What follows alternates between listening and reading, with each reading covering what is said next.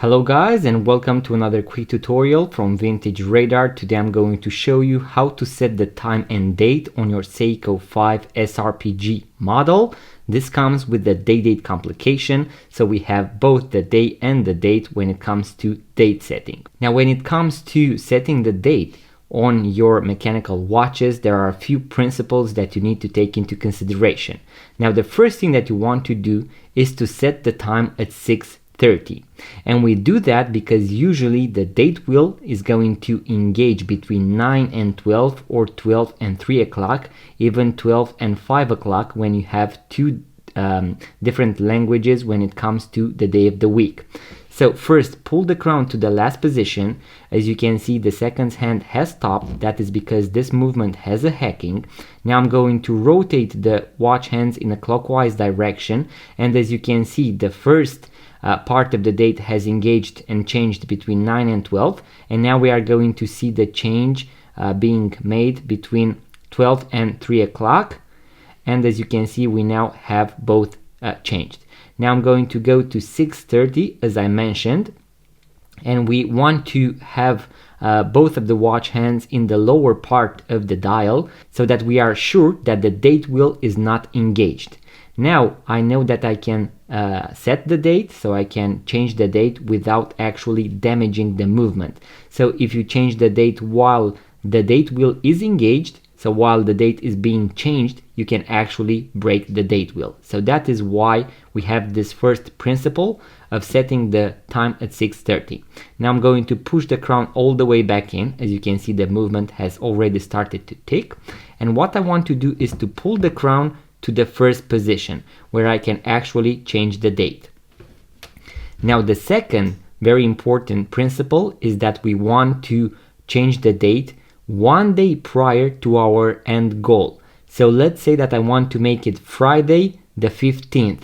I'm going to make it Thursday the 14th, so 1 day prior to my end goal, and then I'm going to go with the watch hands past 12 o'clock manually so that I arrive on the desired date and I know whether I am AM or PM. So let's do that. Once again, my end goal is the 15th and Friday, and I'm going to make it the 14th and Thursday. So if you rotate the watch crown in one direction, so in this case in a clockwise direction, you can see that the day of the week is going to change, and we have two languages. You always want to select the desired language in this case. So if you prefer English, you are going to leave it in the English version. So I prefer English, and I'm going to leave it at Thursday. So we have the day set. Now I'm going to rotate the watch crown in the opposite direction, and now I'm going to change the date, so the day of the month. Once again, I want to make it the 15th, and that is why I have it now at the 14th.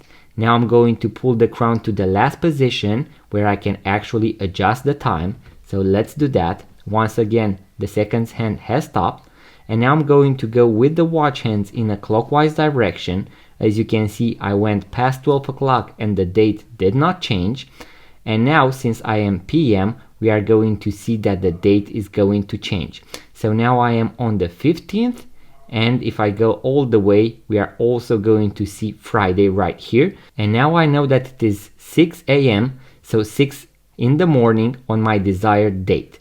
If I want to make it PM, I'm going to go with the watch hands past 12 o'clock once again. As you can see, the date did not change, and now I know that I can make it 6 PM, so 6 in the afternoon. This is why I set the date 1 day prior to my end goal, so that I can arrive on the desired date and make sure that I am AM or PM. Once everything is done and set, push the crown all the way back in, and you are done. You have correctly set the time and date on your Seiko 5 SRPG model. I hope you enjoyed, guys. You can apply this tutorial to most automatic mechanical watches out there, even manual winding mechanical watches. They are going to operate with the same principle. If you enjoyed this video, guys, make sure to give it a thumbs up, subscribe to this YouTube channel, leave a comment, let me know what you would like to see next, and I'm going to see you guys on the next video.